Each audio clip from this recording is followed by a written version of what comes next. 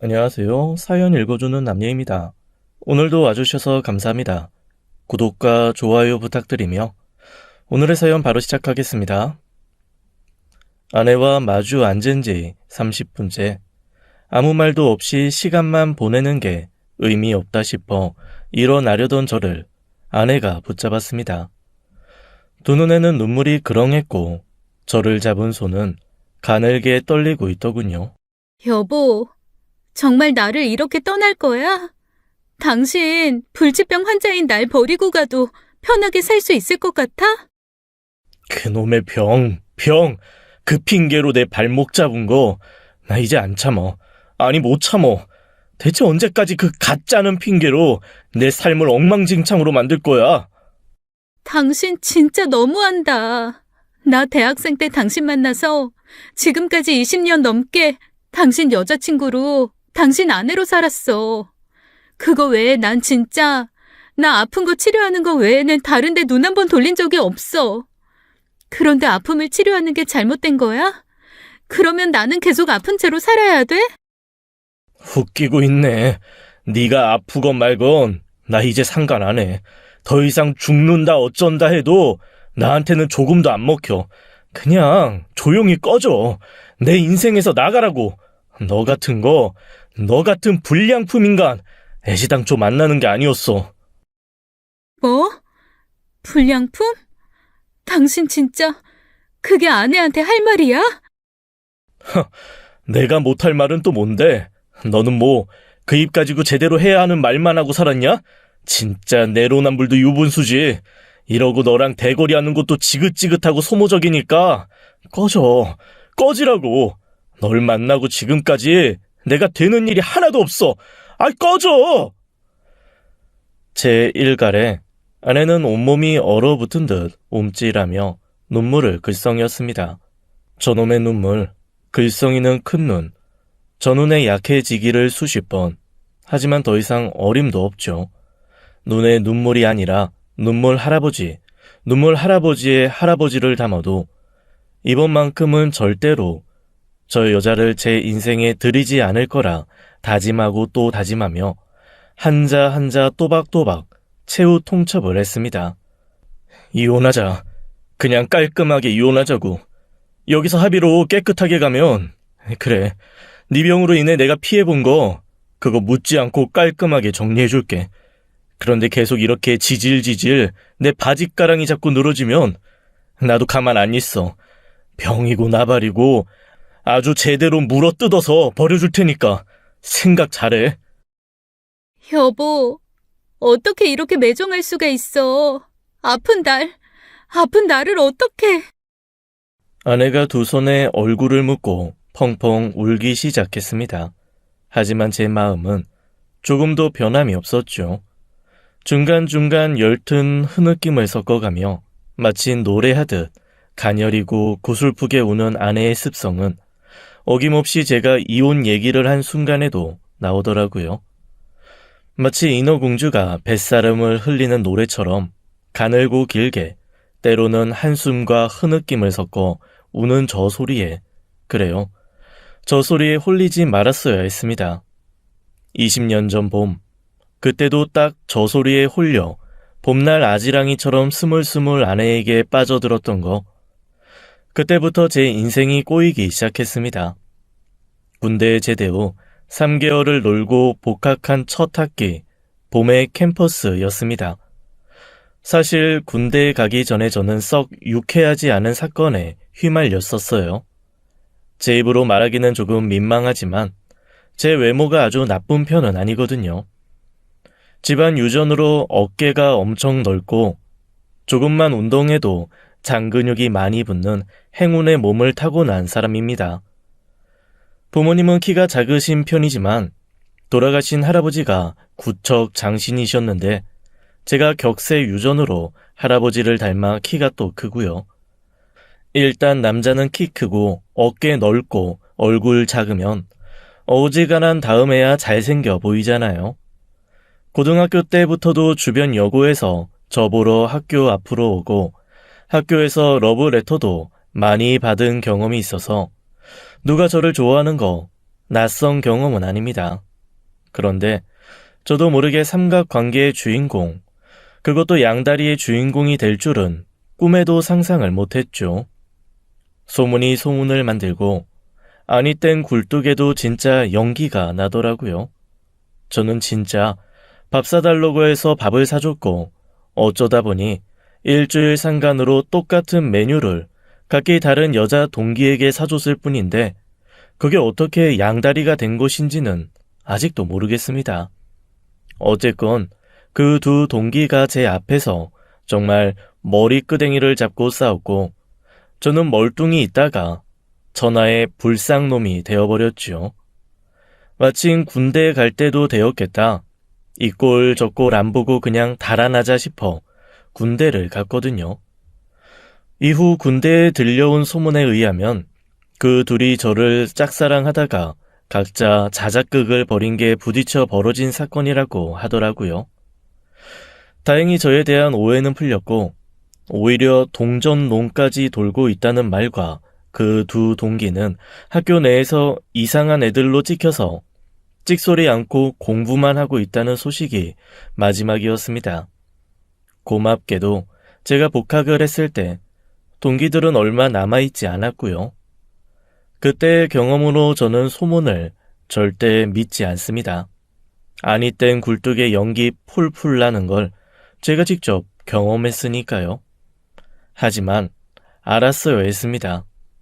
제 경우는 정말 드문 경우고 대부분 연기가 나는 건 하다못해 불씨, 깐부기 뭐 그런 거라도 있어서 불부터 연기가 난다는 것을요. 이유 없는 결과는 없다는 것을 알았어야 했지만 24세 저는 그 중요한 것을 관과했습니다. 그래서 아내를 처음 만난 그때 아내를 둘러싼 소문을 모두 외면했지요. 제가 처음 아내를 만난 건 빈 강의실에서 혼자 울고 있는 아내를 발견했을 때였습니다. 낮게 흐느끼는 듯한 울음소리가 희미하게 거슬리지 않고 뭔가 고슬픈 음률의 노랫소리 같더라고요. 우는 모습을 보고 바로 발길 돌려 나왔어야 했는데 그 소리에 홀려 저도 모르게 끌리듯 안으로 걸어 들어가서 말을 걸었습니다. 괜찮아? 아, 네. 그냥 좀 서러워서. 서러울 일이 뭐가 있어. 사람 사는 거 다 거기서 거기일 텐데. 선배는 화장실에서 다른 사람이 내 욕하는 거 직접 들은 적 없죠? 그것도 내가 하지 않은 일을 가지고 왈가왈부하는. 에이, 그런 건 그냥 무시해. 남 얘기 좋아하는 사람들 어디에나 있어. 선배, 희연이랑 조별과제 같은 조 맞죠? 혹시 희연이가 자료조사 도와달라고 선배한테 뭐 부탁한 거 없어요? 자료 조사? 있어. 그런데 그게 우리 과목이랑 상관이 없는 것 같아서 안 그래도 물어보려고 했는데. 거봐요. 그거 희연이가 부탁한 거죠. 근데 다른 사람들은 내가 일면식도 없는 선배한테 뻔뻔하게 부탁했다고 알고 있어요. 아니, 그게 왜 그렇게 돼? 의아해서 묻는 제 말에 아내는 흐느낌을 섞어가며 아주 서럽게 얘기를 털어놓았습니다. 여자 동기들이 자기가 하지도 않은 일을 자기가 한 것처럼 꾸며서 소문을 내는 것은 물론이고 자신들이 한 일을 덮어씌워 오해를 만들기도 한다는 거였죠. 저는 그 얘기를 듣고 바로 희연이라는 친구에게 전화를 걸어 강의실로 좀 오라고 했습니다. 그러자 제 앞에서 울던 그녀는 화들짝 놀라며 자기가 큰일 난다고 무슨 일 당할지 모른다며 가방을 챙겨 들고 주랭랑을 치는 거예요. 얼떨떨하게 서 있는데 희연이라는 친구가 강의실로 왔길래 물어봤습니다.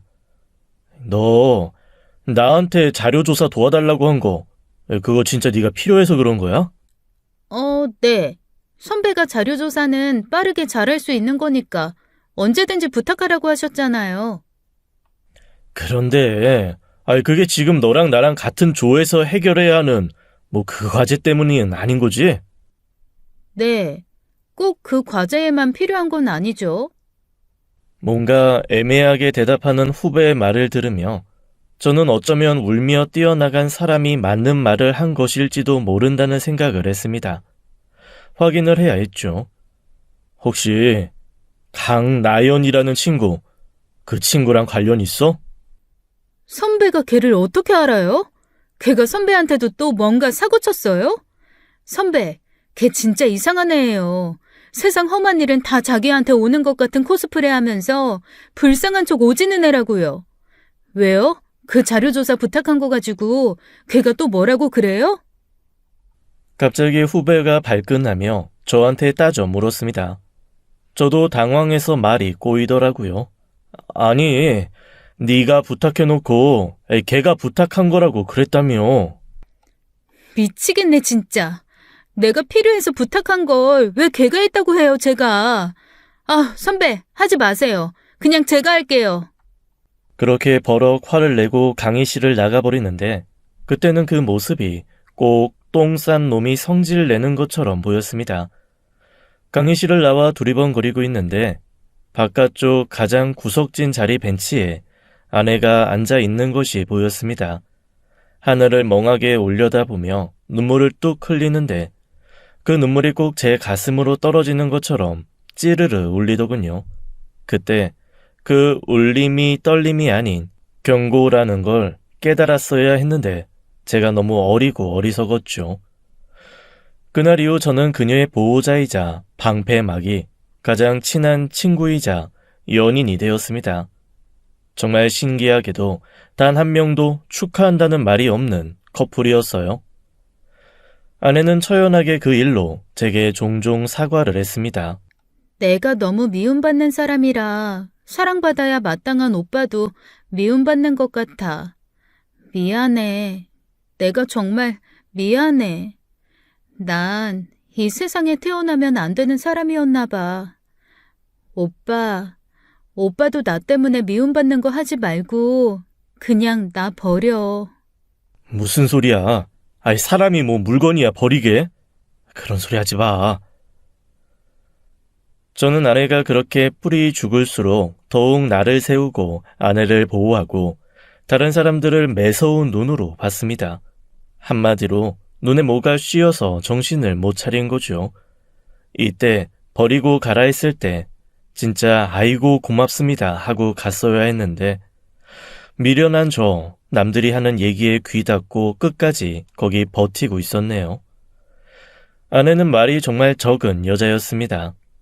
뭔가 물어봐도 대답을 안 하는 게 자연스러울 정도로 말이 없었어요.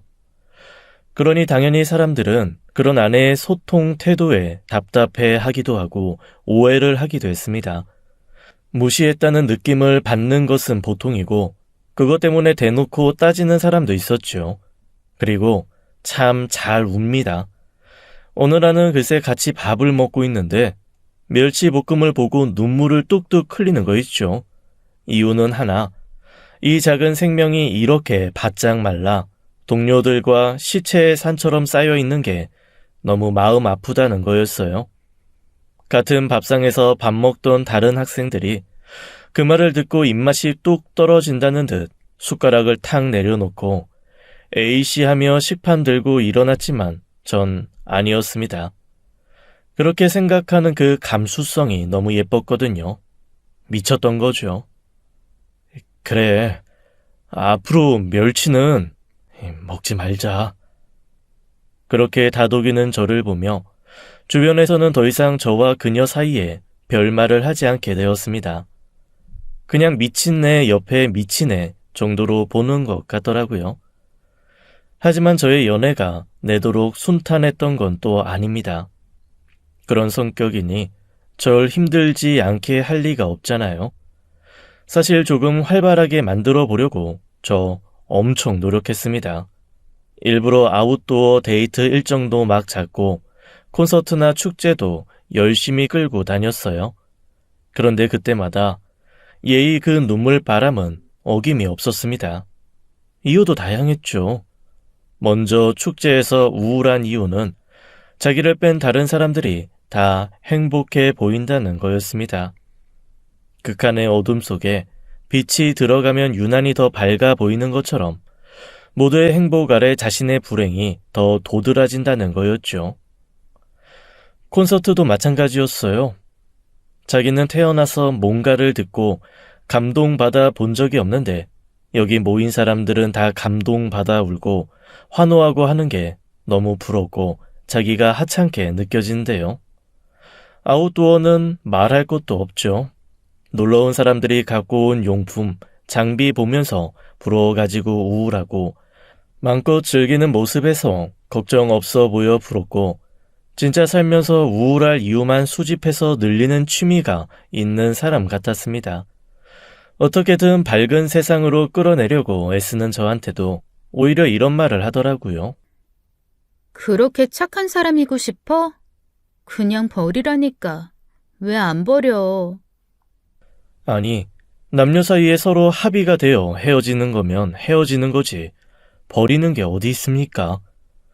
꼭 그렇게 버리고 버림받는 가해자와 피해자 관계를 만들어야 속이 시원한 듯 구는 태도에 사실 몇 번 싸우기도 많이 싸웠습니다. 하지만 그때마다 제 발길을 잡은 건 처연하게 우는 그녀의 모습. 마치 제 영혼의 비상 버튼과도 같은 그 모습에 늘 저는 죄인이 되어 그녀를 달래고 어르고 빌었습니다. 제가 그럴 때마다 그녀의 대답은 늘 같았습니다. 당신이 내 심장이고 영혼이야. 나 당신 없으면 진작에 죽은 사람이야. 당신이 날 살리는 들숨이고 날숨인 거 알지? 그 말을 하며 그녀는 늘 또르르 눈물을 흘렸고 그때마다 저는 그녀만을 위한 기사가 되리라 다짐했죠. 그렇게 6년의 시간이 흘렀습니다. 나름 착실하게 사회생활을 하면서 돈을 모았어요. 이러나 저러나 사람 사는 거 다 비슷하지 하는 마음으로 한 직장에 꾸준히 뿌리 내린 저와 달리 그녀는 사람 만나서 사회생활 하는 것을 너무 힘들어했습니다. 왜 여직원들은 일을 안 하고 그렇게 모여서 다른 사람들 품평을 할까? 왜? 아이, 또 무슨 일 있어? 너무 힘들어. 일로 평가받는 게 아니라 예쁘고 안 예쁘고 그런 소리나 듣고 내가 누구를 보고 웃으면서 꼬리를 쳤다고 하는데 아니 내가 남자친구 두고 유부남 상사한테 왜 꼬리를 치겠어. 어떻게든 깎아내리려고 하는데 진짜 사람이 제일 힘들어. 일이 아니라 사람 때문에 못 살겠어. 하긴 우리 회사 여직원들도 수시로 모여서 수다 떠는 거 들어보면 팔할이 다른 사람 얘기더라. 그렇게 힘들면 그만둬. 마음이 힘든데 어떻게 살아. 그렇게 저는 매번 그녀를 위로했고 제 위로가 힘이 된 건지 방아쇠가 된 것인지는 모르겠지만 정말 그녀는 3달을 넘기지 못하고 회사를 그만뒀습니다. 그러면서 어느새부터 저한테 가정주부의 꿈을 비추더라고요. 그냥 아이 낳고 제 뒷바라지 하면서 평화로운 가정을 꾸리고 가꾸며 살고 싶다고요. 사실 제가 맞벌이 하는 어머니 아래서 자란지라 어렸을 때부터 어머니가 집에 있는 삶을 꿈꿔왔거든요. 그래서 결혼을 하면 아내가 집에서 살림하며 아이 잘 키워주기를 바라는 마음을 가지고 있기는 했습니다. 적게 벌면 적게 버는 그 수준에 맞춰 살면 된다는 생각이었거든요. 그래서 그녀가 그렇게 말해주는 게 그때는 저와 같은 생각, 같은 비전을 가지고 있다고 생각해서 좋았습니다. 그녀와 결혼해서 가정을 꾸릴 결심을 그때 본격적으로 했으니까요. 하지만 저희가 결혼하기까지는 이런저런 장애물이 많았습니다. 그 첫 번째는 다름 아닌 저희 엄마와 누나였어요. 아버지는 제가 결정한 것이니 여하튼 알아서 책임져라 하고 한 발짝 물러서셨는데 엄마와 누나는 그녀를 만나고 온 날 저녁 아주 난리 정말 생 난리를 치기 시작했습니다. 발달은 누나의 거침없는 한마디였어요. 저희 누나가 수학 교사인데 진짜 세상 모든 것을 계산대로 망설임 없이 사는 사람이거든요. 말도 다른 사람 기분 생각하면서 거르는 적이 없었습니다. 그냥 하고 싶으면 하는 타입이라 사실 잘하면서 상처받은 적도 많았는데 제 여자친구를 만나고 온 날 들은 말에 비하면 세 발의 피였을 정도로 세게 말하더라고요. 야, 너 미친 거야? 그런 여자랑 어떻게 결혼을 해? 내가 볼 땐 그 여자 병원에 들어가야 되는 여자야. 너 진짜 결혼을 하려고 하는 거야? 뭐야, 꿈이 사회복지야? 아이, 누나. 말 너무 심하잖아. 그게 대체 무슨 말이야? 그 사람 소극적이고 사회성이 조금 부족한 건 사실이지만 아이, 누나가 그렇게까지 말할 사람 아니야. 미쳤네, 미쳤어. 이게 아주 단단히 미쳤어, 엄마. 야, 2시간 동안 눈 한 번을 안 마주치는데 그 정도면 정신에 문제 있다고 딱 진단 나오지 않니? 그게 판단이 안 돼? 누나가 의사야? 점쟁이야? 무당이야? 내가 대학교 때부터 근 10년을 만난 여자야. 내가 더 잘 알지 누나가 더 잘 알아? 예, 네 누나가 좀 세게 말한 건 있지만 엄마도 똑같이 생각해. 아니, 사람이 그래도 기운이라는 게 보이고 느껴지는 게 있는데 무슨 애가 머리끝부터 발끝까지 음침하니? 저승문턱에 있는 애 마냥. 엄마도 싫어. 그냥 적당히 헤어져. 결혼까지는 아닌 것 같아. 아이 진짜. 아이 나 없으면 그 사람 죽어. 그리고 나도 그 사람 없으면 안 돼. 내 삶이야. 내 결혼이고 나 할 거니까 둘 다 그만해. 그때는 몰랐습니다. 모두가 아니라고 할 때는 그 이유가 있다는 걸요. 당시에는 그녀가 없으면 죽을 것 같았지만 곧 그게 그녀 때문에 죽을 것 같은 순간이 온다는 것을 정말 그때는 몰랐습니다. 그렇게 우겨서 저는 결국 결혼을 했습니다. 제 결혼이 마음에 별로 들지 않았던 부모님은 제게 정말 최소한의 지원만 해주셨고 저 역시 크게 도움받을 마음도 없어서 제 깜냥껏 신혼집을 마련하고 신접살림을 차렸습니다. 제가 구한 신혼집은 아파트 단지에 근접해 있는 재개발되지 않은 작은 다세대촌의 집이었습니다. 아내는 빌라에서 보이는 번듯한 아파트에 살고 싶어 했지만 제 사정이 그것까지 하기에는 너무 어려워 간신히 설득 다세대의 전세로 들어갔어요. 안 그래도 전세가 귀한 동네였는데 운 좋게도 3층에 매물이 나온 게 있어서 얼른 들어가게 되었죠. 1층에는 친구 사이인 여대생 둘이 대문을 마주보고 살고 있었고 2층에는 할머니 한 분, 그리고 올드미스 한 명이 사는 건물이었습니다. 그래서 제가 이사를 들어가자 할머니가 이렇게 말씀하시더라고요. 아이고, 여자들만 살던 꽃밭에 남자가 드디어 하나 들어오네. 그냥 부탁할 건 아니지만 가끔 남자 손이 가야 하는 술이나 그런 건 좀 도와줘요. 부탁 좀 해요. 아, 네네, 그럼요. 전등 같은 거 갈아야 하거나, 뭐 망가지면 그냥 말씀 주세요. 아이고, 좋다, 좋아. 아주 꽃밭 속 벌 한 마리처럼 귀한 분이 왔어. 그렇게 5가구가 사는 다세대의 유일한 남자로 산 지 몇 달 지나지 않았을 때의 일입니다. 제가 좀 이른 퇴근을 했던 날 아내에게 들어간다는 전화를 하고 부지런히 집으로 향했는데 후다닥 한 남자 하나가 집 밖으로 뛰어나가더라고요. 그런데 택배나 배달하는 사람의 차림도 아니고 정장을 입은 남자여서 좀 의아하다는 생각을 했습니다. 그러면서 갑자기 며칠 전에 회사 동료에게 들은 얘기가 하나 생각나더라고요. 보안 장비가 허술한 다세대나 빌라, 단독 주택 같은 곳을 번득하게 입고 돌아다니며 벽이나 초인종 있는 곳에 빈집, 허술한 집 표시를 하는 사람들이 있다고요. 나중에 강도질 할 집을 미리 물색한다나요? 자기네 동네에서 그런 짓을 하다가 누구 하나 잡혀서 난리가 났었다는 얘기를 해준 것을 들었는데 그게 갑자기 생각나는 겁니다. 겁이 더럭 나더라고요. 내가 아무리 조심해도 어디서 누가 어떻게 돌변해서 상해를 입힐지 모르는 세상이니 조심해서 나쁠 것은 없겠다 싶었습니다. 그래서 그날 집에 가면서 5집을 다 돌아다니며 혹시 뭔가 표식이 있는지 꼼꼼하게 살피기까지 했습니다. 발견한 게 딱히 없어 그날은 그냥 넘어갔어요. 집을 잘못 찾을 수도 있는 거니까요. 그런데 며칠 뒤 외근을 나갔다가 바로 퇴근하면서 집에 좀 일찍 왔는데 허라, 또 다른 남자 하나가 3층, 저희 집이 있는 층에서 후다닥 내려오더라고요. 계단을 오르던 저와 딱 마주치자 뭔가 당황한 듯 두리번거리다 얼른 얼굴을 아래로 숙이고 후다닥 내려가는데 뭔가 찜찜했어요. 혹시 집에 누구 왔었어? 아니, 하루 종일 나 혼자였는데? 그런데 얼마 전부터 좀 이상한 건 있어. 밖에서 자꾸 인기척이 나서 문에 있는 렌즈로 밖을 보면 가끔 모르는 사람이 밖에서 기웃거리는 게 보일 때는 있어.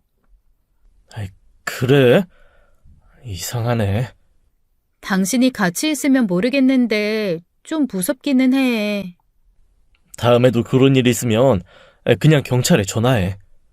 딱히 범죄자인지 아닌지도 모르는데 무작정 할 수는 없잖아. 그냥 별일 아니겠지 뭐.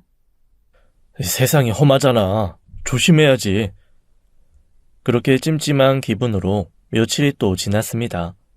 생각을 하지 않으려고 해도 자꾸만 떠오르면서 마음 한 구석에 걸리는 것이 있으니 저도 모르게 집에 일찍 가게 되더라고요.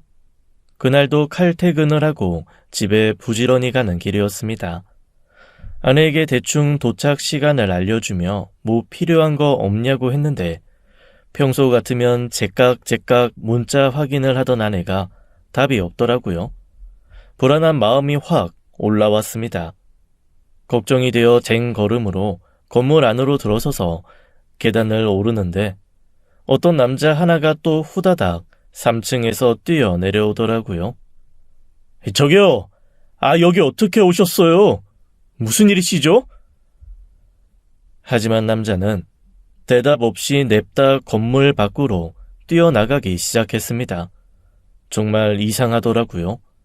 보통 숨길 게 없는 사람이면 잘못 왔다던가 뭐 때문에 왔다던가 대답을 하지 그렇게 도망을 가지는 않잖아요. 이거 뭔가 있구나 싶어 얼른 그 남자를 따라 나섰습니다. 저 멀리 쟁걸음으로 가길래 쫓아갔는데 허라, 그 남자가 냅다 뛰기 시작하는 겁니다. 그리고 순식간에 사라지더라고요. 불안한 마음이 확 끼쳐 올라오면서 아내가 걱정이 되었습니다.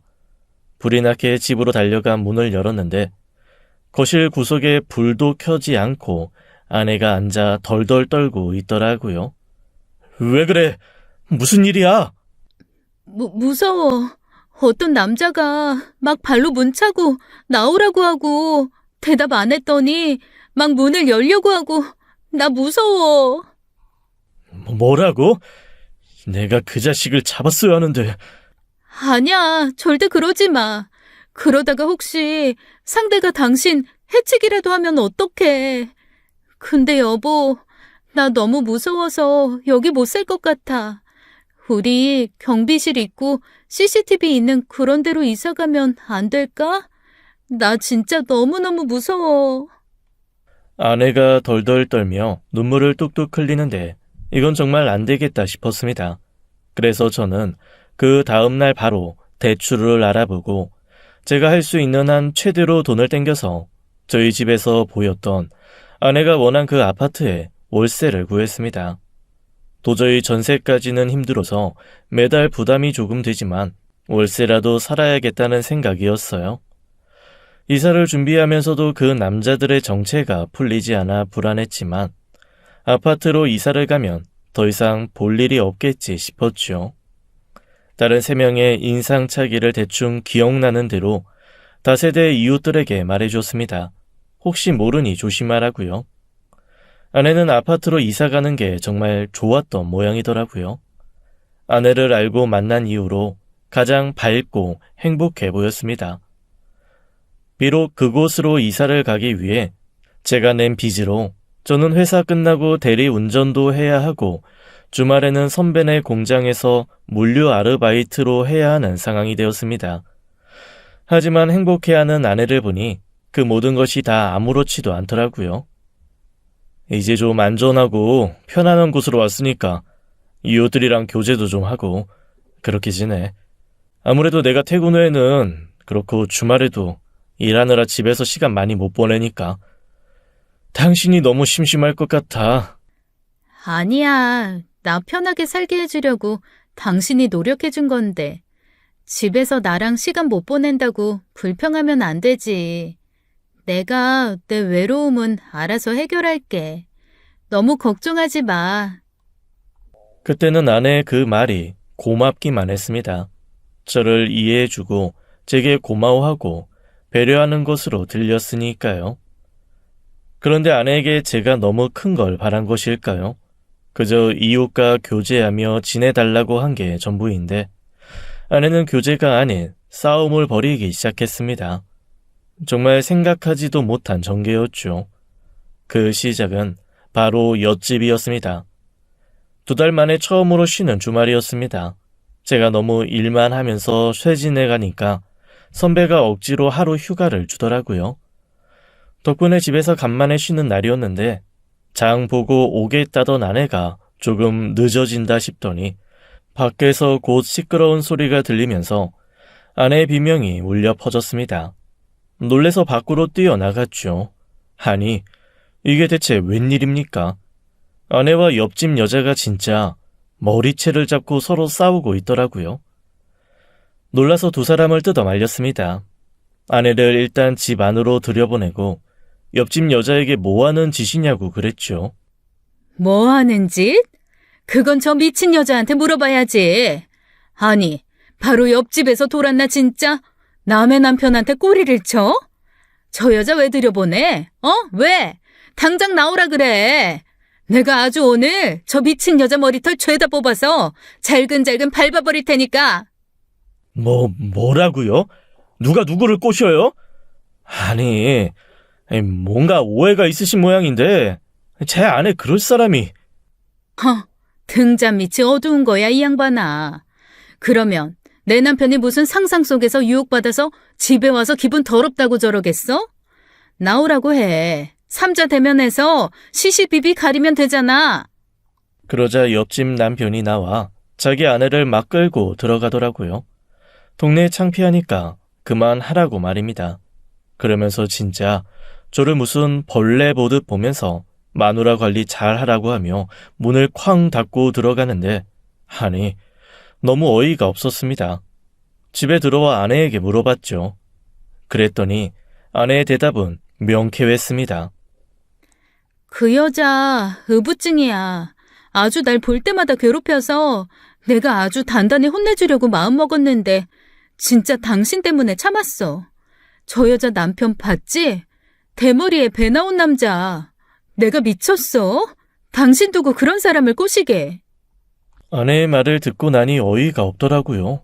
아니 뭐 저런 부부가 다 있지 싶어 아내가 말리지 않았으면 그대로 가서 다 엎어버릴 만큼 화가 났습니다. 하지만 이웃이고 어쨌거나 서로 얼굴 보고 살아야 하는데 굳이 일 크게 만들지 말자는 아내 말에 참, 이 여자 속이 깊다 하고 저도 그냥 넘어가기로 했습니다. 그래서 며칠 뒤 분리수거장에서 옆집 여자를 만났을 때 제가 먼저 말을 걸었습니다. 먼저 손 내미는 너그러운 사람이 되어보려고 말이죠. 그런데 그 여자가 저를 대하는 태도는 몹시 불쾌하더라고요. 대뜸 마누라 관리나 하라고 쏘아붙이는데 저도 그때부터는 참기가 어려웠습니다. 아니, 제 아내 말 들어보니 아주머니가 남편에게 좀 과민하신 것 같은데. 과민? 웃기지 마요. 아니, 정상적인 여자면 엘리베이터 안에서 자기 입술 빨아가면서 슬금슬금 다가오겠어요? 우리 남편이 아주 기겁을 했다 하더이다. 아니, 그러면 증거가 그 집 아저씨 말뿐인 거네요? 그건 결정적 상황이고 집에 가서 당신 마누라 한번 찬찬히 살펴봐요. 내가 진짜 음침하고 의문스러운 거 모른 척하는 것도 한두 번이지. 내 머리 모양, 입는 옷 다 따라하면서 내 남편까지 넘보는데 아이고, 하긴 남편이 저렇게 주말이며 밤이며 밖에서 집을 안 돌보는데 마누라가 뭔 모습을 하고 있는지 관심이 있을 게 뭐람? 그렇게 옆집 여자는 제게 와다다 쏘아붙이고 먼저 휙 돌아가 버렸습니다. 약간 뭐랄까 예상치 못한 뺨을 연타로 맞은 느낌이더라고요. 그 여자의 말이 어이없으면서 뭔가 맴돌아 집에 돌아온 후 아내를 천천히 살펴보았습니다. 그랬더니 정말 옆집 여자처럼 중단발 웨이브, 붉은색으로 머리가 바뀌어 있더라고요. 제가 좀 무딘 편이라 그런 변화를 빠르게 반응하지 못하는 건 있지만 말 듣고 보니 달라진 게 한두 개가 아니었습니다. 평소 아내의 취향이 아닌 큰 꽃무늬의 하늘거리는 원피스에서부터 머리 모양, 그리고 못 보던 알 굵은 반지까지 있더라고요. 가만히 장롱 문을 열어보았습니다. 진짜 옆집 여자 스타일의 옷이 반 이상 차지하는 낯선 장롱 안의 모습에 제가 아내에게 취향이 좀 바뀌었다고 넌지시 말을 걸었습니다. 나도 유행 좀 따라보려고. 그래? 아이, 자기 사귈 때부터 계속 후드티에 청바지 입는 것만 봐서 사실 좀 낯설기는 하네. 예쁘다. 그러지 말고 내가 진짜 쉬는 김에 옷 한 벌 사줄 테니까 같이 나갈까? 그렇게 아내와 함께 진짜 오랜만에 아울렛으로 쇼핑을 나갔습니다. 연애할 때부터 아내가 옷에는 별로 관심이 없어서 한 번도 옷을 사준 적은 없었거든요. 아내와 함께 쇼핑을 가보니 진짜 꽃무늬가 유행인 듯 곳곳에서 보이기는 하더라고요. 큼지막한 무늬가 있는 원피스를 한 번 사서 돌아오는 길, 저는 혼자 생각했습니다. 그래, 나이가 들면 취향이 바뀌기도 하고 나도 뭐 맨날 무채색만 입다가 요즘에 빨간색이 눈에 들어오기도 하고 그러니까 에이, 그 여자 이상한 말을 해서 괜히 사람 심란하게 하네. 에이. 그렇게 아내와 옆집 여자의 싸움은 제가 아내에게 옷을 사주는 것으로 어떻게 대충 마무리가 되었습니다. 아니, 되었다고 생각했습니다. 평생 옷이나 가방 이런 거에 관심이 없는 줄 알았던 아내는 제가 옷을 사준 그날을 기점으로 저에게 대놓고 그런 것을 요구하기 시작했습니다. 뭔가 꼭 잠겨있던 코르크 마개가 뻥 하고 나와 안에 숨겨져 있던 욕망이 콸콸 쏟아져 나오는 느낌이라고 할까요? 처음에는 아울렛에서 옷 한 벌 사는 걸로도 너무 행복해 하던 아내가 점점 더 욕심이 커지기 시작했습니다. 옷 한 벌이 옷 두 벌이 되어 있고 옷 두 벌이 머리 끝부터 발끝까지 꾸며야 하는 풀세트가 되는 데는 얼마 걸리지 않았습니다. 게다가 옷을 한동안 미친 듯이 사기 시작하더니 그 다음에는 그 옷에 어울리는 신발, 그 신발과 매치할 구두, 구두와 신발을 돋보이게 해줄 액세서리까지 그 영역이 점점 더 커지더라고요.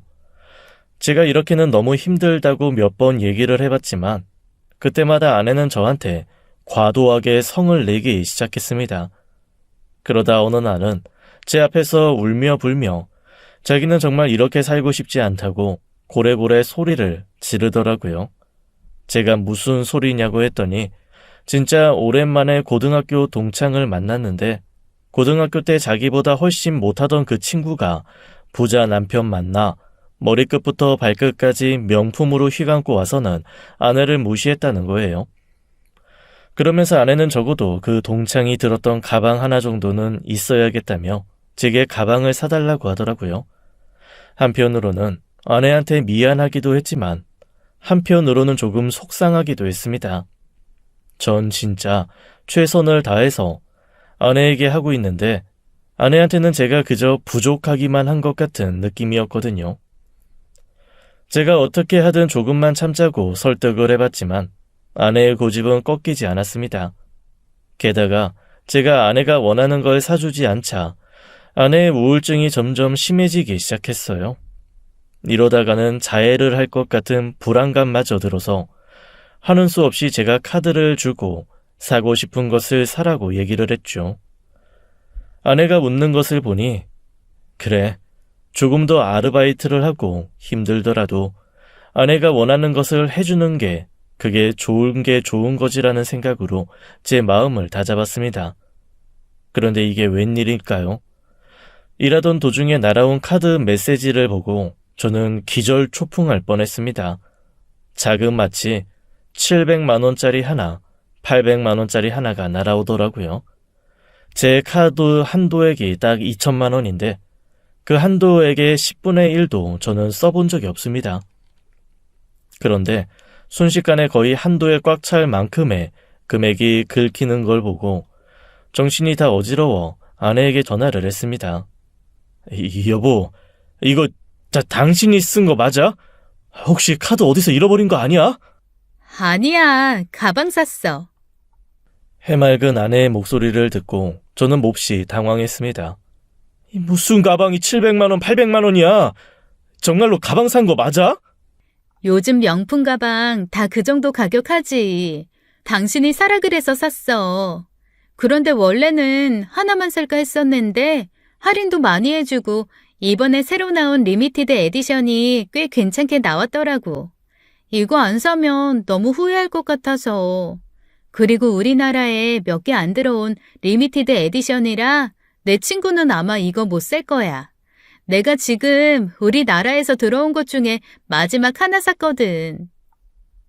너무나 밝고 행복하게 얘기하는 아내의 목소리를 들으며 차마 당장 환불하라는 말을 못하겠더라고요. 그래서 사실 속으로 그래, 이렇게 한번 한도 없이 돈을 쓰고 나면 그 다음에는 좀 괜찮아지겠지 라는 생각으로 이번 한 번만 참고 넘어가자라는 생각을 했습니다. 아니 그런데 그 700만 원, 800만 원으로 끝이 아니더군요. 아내는 마치 고삐가 풀린 사람처럼 미친 듯이 돈을 쓰고 다니기 시작했습니다. 이제는 1200만 원 정도는 무슨 1, 2천원어치 콩나물 사는 것처럼 아무렇지도 않게 쓰는 거 있죠. 제가 도저히 이것까지는 감당 못하겠다며 아내와 싸우기도 숱하게 싸웠습니다. 하지만 싸울 때마다 제가 느낀 건 꼭 벽에다 대고 얘기하는 것 같다라는 느낌이었어요. 제가 무슨 얘기를 해도 제대로 받아들여지지 않는 그 느낌에 저는 점점 지쳐가기 시작했습니다. 아무리 열심히 살아도 나아지지 않는 환경, 그리고 그 환경에 희망을 가질 수 없는 심리 상태, 정말 모든 것이 저를 극한으로 몰아갔습니다. 결국 저는 정말로 이 사람과 내가 살아야 하나라는 생각까지 하게 되었어요. 아내가 없으면 죽을 것 같고 제가 없으면 죽을 것 같이 구는 아내 때문에 이 결혼을 어떻게 하든 유지해서 끌고 왔는데 이제는 저 사람 때문에 내가 살지 못할 것 같다는 생각마저 들던 어느 날입니다. 그동안 그냥 안부 정도만 묻고 대면대면하게 살던 엄마가 저한테 당장 집으로 좀 들어와서 얘기를 좀 하자고 하시는 거예요. 사실 심신이 너무 지쳐있는 상태라 엄마가 무슨 얘기를 하든 들어줄 자신도 없고 듣고 싶지도 않은 상황이었어요. 제가 엄마가 반대하는 결혼을 한 이유로 엄마가 저를 대하는 태도가 다정하지 않아서 엄마랑의 사이도 그다지 좋은 건 아니었습니다. 그런데 엄마가 아주 심각하게 화가 난 목소리로 당장 들어오지 않으면 큰일 날 줄 알라며 저한테 버럭 소리를 다 지르시더라고요. 제가 하지 말라는 결혼 강행했을 때도 소리는 안 질렀던 분인데 그렇게 소리를 지르는 걸 보고 너무 놀라서 일단 알겠노라 대답을 했습니다. 그리고 찾아간 본가에서 저는 정말 심각한 상황을 마주하고 말았습니다. 저희 엄마가 제 앞에 핸드폰을 하나 내려놓으며 대체 이 문자의 의미가 뭐냐고 물어보시더라고요. 대체 무엇 때문에 그러나 싶어 핸드폰을 보고 저는 제 눈을 의심하고 말았습니다. 아내가 보낸 문자였어요. 그런데 처음부터 끝까지 정말 알 수 없는 욕설로 있는 대로 도배가 된 문자였습니다. 그것도 어떻게 보면 논리적인 것 같은데 어떻게 보면 몹시 이상한 문자였어요. 이런 느낌이었습니다. 당신이 내 결혼을 반대해서 나는 환영받지 못하는 며느리로 너무 힘들다. 이런 내용을 기반으로 해서 거기에 정말 차마 입에도 담지 못할 욕설이 너무나 가득한 겁니다. 그것도 새벽 2시, 3시, 이럴 때 5분 간격으로 미친 듯이 보내서 몇백 개나 되는 문자가 쌓여 있더라고요. 너무 당황해서 이거는 오히려 통신사에 좀 알아봐야 될 것 같다. 이 사람이 이럴 리가 없고 새벽 이 시간에 이 사람이 왜 엄마에게 이런 문자를 보내겠냐라고 했더니 엄마가 고개를 저으면서 이러시더라고요. 나도 그게 이상해서 네 처한테 몇 번 물어봤다. 근데 전화할 때마다 뭔가 횡설수설하더니 얼마 전에는 나한테 어머님이 욕먹을 만 하니까 욕먹은 거 아니에요? 라면서 끊더라고. 아니, 내가 뭘 그렇게 욕먹을 짓을 했다고 얘가 나한테 그렇게 얘기하니? 그래서 내가 그 순간 이게 뭔가 실수가 아니라 정말로 얘가 보냈나 보다라는 생각이 들었다. 그런데 그 이후에 내 전화는 받지도 않으니 어떡하니? 내가 너한테 물어봐야지. 진짜 이상한 생각이 들었습니다. 그래서 집으로 와서 바로 아내를 불러다가 어머니한테 이상한 문자 보낸 거 맞냐고 무슨 일이냐고 물어봤죠. 그랬더니 아내가 순간 당황한 얼굴빛이 되다가 금세 아무렇지도 않게 이렇게 대답하는 거예요. 해킹됐나 보지. 내가 그런 걸 어머니한테 왜 보내겠어? 내가 어머니한테 욕설 가득한 문자를 보낼 이유가 없잖아. 내가 이상한 문자라고만 얘기했지 욕설 가득한 문자라고 말한 적 없는데? 그러자 아내가 순간 당황하면서 횡설수설하더라고요. 자기가 무서운 꿈을 꿨는데 그 꿈에서 보낸다는 걸 실제로 보냈다는 거예요. 제가 말도 안 되는 말 하지 말라고 다그쳤더니 그 다음에는 자기가 뭔가 다른 생각을 하면서 메모장에 욕을 썼는데 그 욕이 문자로 간 것 같다는 변명을 하더라고요. 이거는 도저히 말이 안 되는 변명이잖아요. 제가 버럭 소리를 지르며 그런 변명 그만하라고 하자 아내가 그때부터 정말 이상한 모습을 보이는 겁니다. 혼자 저를 노려보는 것도 아니고 제 등 너머로 무언가가 있다는 듯이 제 등 너머를 보면서 무서운 말을 중얼중얼 하고 있는 거예요. 그래서 제가 너무 놀라고 무서워서 아내를 붙들고 흔들렀습니다. 대체 왜 이래? 당신 왜 이러는 거야? 그랬더니 아내가 펑펑 울면서 이렇게 얘기하더라고요. 나 사실 우울이 너무 깊어. 그런데 내 우울증의 원인이 어머님이라는 생각이 드는 거야. 처음엔 내가 쇼핑으로도 풀어보고 이것저것 노력 많이 했거든? 그런데 어머님이 날 며느리로 받아들여 주지도 않고 시누이도 시어머니도 날 정말 이상한 사람으로 보면서 눈길 한번 곱게 떠주질 않잖아. 나 그게 너무 속상하고 나한테는 너무 트라우마야. 그래서 나도 모르게 그렇게 한 거야. 이거 내가 정말로 그러려고 그런 게 아니라고. 그런데 참 이상하죠. 그 얘기를 듣는 순간 제 온몸에 힘이 쭉 빠지는 느낌이 들었습니다. 그리고 이런 생각이 들더라고요. 할 만큼 했다. 나는 더 이상 못하겠다라는 생각이요. 처음 아내를 만난 그때부터 저는 이 아내의 우울증 때문에 제가 정말 많은 걸 이해하고 감내해 왔습니다. 그런데 이제는 저도 나이가 들어서인지 그걸 감내할 체력도 없고 정신적인 여유도 없더라고요. 그냥 이렇게 애쓰고 살고 싶지 않고 남들처럼 평범하게 희노애락, 애호욕 자연스럽게 겪으며 살고 싶다라는 생각이 들었습니다. 그래서 제가 아내에게 이렇게 말했습니다. 당신 정신과 가서 똑바로 치료받고 그거 해결하지 않으면 나 당신이랑 더 이상 못 살 것 같아. 당신도 날 버리려는 거야? 나는 태어날 때부터 내 영혼에 우울이 깃들어 있어. 이거 약으로 해결되는 문제 아니야. 이거 불치병이란 말이야. 불치병이란 말 뜻 뭔지 알지? 절대로 고칠 수 없는 병이라는 거야. 그래? 그럼 이혼하던가. 불치병 때문에 이혼하는 게 어딨어. 그냥 당신이 좀 참아주면 안 돼? 충분히 참았어. 1년. 아니 다만 몇 달이라도 당신이 노력하는 모습이라도 보여야 나는 당신과 이 이후의 삶을 함께할지 아닐지 결정할 수 있을 것 같아. 그러니까 모든 판단은 당신이 알아서 해. 결국 아내는 서슬퍼런 제 말에 할 수 없이 병원을 계속 다니기 시작했습니다. 그리고 정말 다행스럽게도 3개월이 좀 넘자 아내가 많이 좋아진 게 제 눈에도 보였습니다. 어머니와 누나에게도 자기가 지금까지 잘못한 거 있으면 다 용서하고 조금만 기다려달라고 얘기할 줄도 알고, 제가 들어오면 자지 않고 기다렸다가 야식도 챙겨주고 그런 정성도 보이더라고요. 점점 호전되는 모습을 보며 저는 비로소 다음 단계를 준비하기 시작했습니다. 그리고 아내가 정말로 괜찮아진 듯한 모습을 보인 어느 날, 저는 오랫동안 생각해 왔던 걸 아내에게 통보했습니다. 자, 이제 우리 이혼하자. 뭐? 무슨 소리야? 이혼이라니.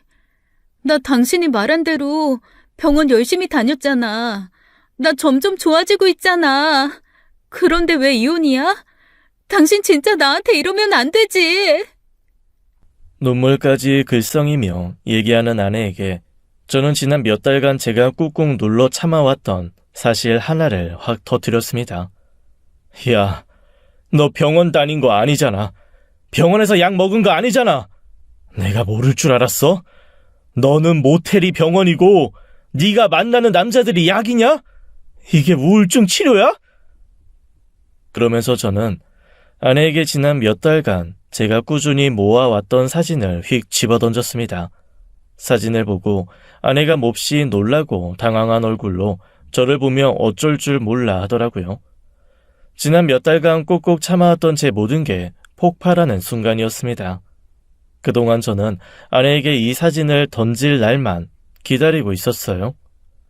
그 사진은 아내가 정말 세고 싶지도 않을 만큼 많은 숫자의 남자들과 모텔을 왔다 갔다 하며 찍힌 사진들입니다. 사건의 시작은 이랬어요.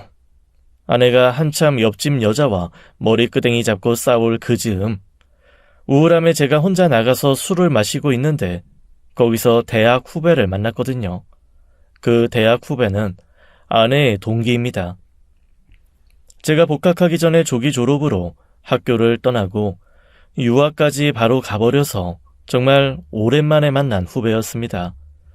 그 후배가 저와 안부를 주고받다가 제가 아내와 결혼했다는 얘기를 듣더니 세상에 술잔까지 떨어뜨리면서 놀라는 겁니다. 그러면서 이렇게 묻더라고요. 그런데 나 아무한테도 그 소식을 못 들었는데? 선배가 걔하고 결혼한 거. 왜 동기들은 아무도 모르죠? 그게 자기가 학교 다닐 때 동기들 왕따 때문에 너무 힘들었어서 결혼할 때 아무도 부르고 싶지 않다고 그러더라고. 그러게 좀 잘 좀 해주지. 왜 그렇게 애를 괴롭혔어? 세상에. 선배 지금 속고 있는 거예요. 걔가 왕따 당했다고 선배한테 그랬어요? 진짜 어이가 없네. 선배, 걔요. 자기한테 남자친구가 있는 상황에서도 만약에 다른 애가 과 동기와 사귀고 있다는 사실 알면 정말 대놓고 그 남자 꼬시고 양다리 걸친 애예요. 미친 듯이 바람피고 그래가지고 저희가 싫어했던 거라고요. 저희가 무슨 사이코도 아니고 아무 짓도 하지 않는 애를 괜히 미워할 리가 없잖아요. 그런 식으로 온 학교에 있는 커플 다 깨고 다녀가지고 걔 별명이 커플 브레이커였어요. CB. 욕 같지만 그게 걔 별명이었다고요. 진짜 선배도 헛똑똑이네요. 그 말을 듣고 저는 너무나 큰 충격을 받았습니다. 그 친구가 해주는 얘기를 근간으로 차근차근 아내의 학창 시절을 떠올려 봤더니 진짜로 제가 어리고 어리석어 제대로 파악하지 않았지만 조금만 신경 썼으면 이상한데? 라고 생각했을 법한 일들이 몇 가지 떠오르더라고요. 그래서 제가 친하게 지냈던 남자 학교 후배 녀석을 물어물어 수소문해서 전화를 했습니다. 그 녀석도 저랑 친하게는 지냈지만 학교 사람들을 아무도 부르지 말았으면 좋겠다는 아내의 말 때문에 제가 결혼 소식조차 알리지 않았던 친구거든요. 제가 전화를 하니까 너무나 반가워하면서 왜 소리 소문 없이 살았냐고 한마디 하더라고요. 그래서 제가 그거는 미안하고 어쨌건 할 얘기가 있다면서 제가 아내와 결혼한 것과 간만에 후배를 만나 이런 얘기를 들었다는 걸 말해줬습니다. 그러자 그 후배가 너무 당황하면서 저한테 똑같은 얘기를 하는 거예요. 형, 형이 걔랑 사귄다는 얘기 제가 언뜻 들었는데 와, 결혼까지 했어요? 결혼까지 할 줄 알았으면 내가 진짜 어떻게든 말렸을 텐데 아니 형은 왜 그랬어요? 실체 몰랐어요? 그러면서 그 후배는 제가 여자 후배한테 들은 그 얘기가 모두 사실이라는 걸 다시 한번 확인시켜 주었습니다. 너무 충격적이었어요.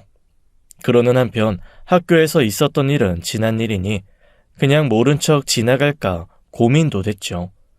너무 심란해서 일도 손에 안 잡히고 회사에서도 그동안 휴가 없이 너무 일을 해서 제가 법정 휴가 일수 채워야 된다고 하더라고요. 어쨌건 회사에서는 제가 휴가를 안 쓰면 그만큼 돈으로 채워줘야 되니 차라리 쉬라고 억지로 제게 휴가를 주었습니다. 어쩐지 아내한테는 휴가가 생겼다고 말하고 싶지도 않아서 혼자 회사 나가는 척 출근해서 그냥 근처에서 어슬렁거리며 제 생각을 정리하던 어느 날입니다. 그날도 정처 없이 여기저기 걸어다니며 생각을 정리하고 있는데 허라? 아파트 단지로 어떤 남자가 제 아내와 함께 걸어 들어가는 거예요. 근데 그 옆에 있는 남자, 제가 분명히 본 남자였거든요. 아파트 화단에 앉아 한참을 어디서 봤더라 생각을 하던 끝에 무릎을 탁 쳤습니다. 예전에 다세대 주택 살 때 제가 쫓아갔던 그 남자였어요. 저희 집에서 내려오는 것 같아서 뒤를 쫓았다가 흔적을 놓친 바로 그 사람이었습니다. 대체 저 인간이 왜 아내라 있나 섬뜩한 생각이 다 들더라고요. 급하게 집으로 올라가서 문을 열었습니다. 하지만 집엔 아무도 없더라고요. 텅 빈 집. 그런데 식탁에는 찻잔 2개가 놓여 있었고 미처 식지 않은 커피가 조금 남아 있었습니다. 아내에게 전화를 했습니다. 안 받더라고요. 다시 집 밖으로 나가 근처 카페에서 마음을 다스리고 있는데 아내에게서 전화가 왔습니다. 청소하느라 시끄러워서 전화 못 받았다며 태연하게 무슨 일이냐고 묻는 아내에게 그냥 뭐 하는지 궁금해서 전화했다고 둘러대고 전화를 끊었습니다. 아내를 믿을 수가 없더라고요. 심란한 마음으로 카페에 앉아 있는데 익숙한 얼굴이 하나 커피 테이크아웃 주문을 하면서 들어왔습니다. 옆집 남자였어요. 그 남자는 저를 보고 모르는 척 고개를 돌렸지만 저는 어떻게든 제대로 물어보고 들어야 할 말이 있어 용기를 내서 다가갔습니다. 그리고 정말로 제 아내가 유혹했냐고 물었고 그 대답을 들으며 다리가 풀린 것처럼 덜덜 떨렸습니다. 나 참 남사스러워서 속옷도 안 입고 다 비치는 슬림 차림으로 가디건 하나 걸치고 다가오더이다. 가디건 확 펼치면서 자기 집에서 커피도 마시고 원하면 다른 것도 먹고 아유 말 전하기도 민구스럽네. 입 더러워지는 것 같아서 나 진짜 여자들이 바바리맨 보고 소름 끼친다는 그 심정 충분히 이해했잖아요. 당신 안에 병 있는 게 분명해요. 당신도 조심해. 옆집 남자의 말을 들으니 오히려 냉정해지면서 정신이 좀 들더라고요. 바로 흥신소의 아내 행적을 쫓아달라 의뢰를 했고 그 결과를 몇 주 뒤 받아본 후 저는 결심했습니다. 이혼하기로요. 흥신소에서 이런 건 자기네도 처음 본다며 내민 사진과 자료에는 2주간 10명이 넘는 남자들이 찍혀 있었습니다. 사모님이 너무 열정이 저희가 참 전해드리면서도 민망합니다. 그제야 확실히 알게 되었습니다. 아내의 우울증, 그 약은 바로 남자였다는 것을요. 병원은 모텔이고 약은 바로 남자였던 겁니다. 하지만 제가 이 모든 것을 다 밝히고 이혼 얘기를 하자 아내는 뻔뻔하게도 불치병 치료약으로 활용한 것뿐이고 그 때문에 자기가 멀쩡하게 살지 않냐고 오히려 저를 치료약을 허용하지 않는 꽉 막힌 사람인 것처럼 몰아붙였습니다. 어이가 없었죠. 하지만 저 알고 있습니다. 아내가 우울증 약을 쓰레기통에 계속 버리고 있었다는 걸 말이죠. 결국 자기 병을 핑계로 그냥 이 남자 저 남자 찝쩍거리고 있었던 거예요. 아내가 오만 협박 다 하며 이혼만은 못하겠다고 버텼지만 저는 바로 이혼 소송을 진행했습니다. 그리고 아내와 바람핀 사람들, 자그마치 13명이나 되는 남자들에게 하나하나 손수 고소장을 날렸죠. 이혼이 성립된 후에도 수시로 제게 전화해 죽어버리겠다고 협박을 하는 전 아내 때문에 저는 전화번호도 바꾸고 회사도 옮기고 이사도 했습니다. 어디서 뭘 하고 살건 그냥 이제는 다시 마주치지 않았으면 좋겠다는 생각뿐이에요. 정말 다시 만나면 이번에는 제가 우울증에 걸릴 것 같아서 말이죠. 지금까지 사연 읽어주는 남녀였습니다. 끝까지 함께해 주신 여러분 감사드리며 저희는 다음 사연으로 돌아올게요. 감사합니다.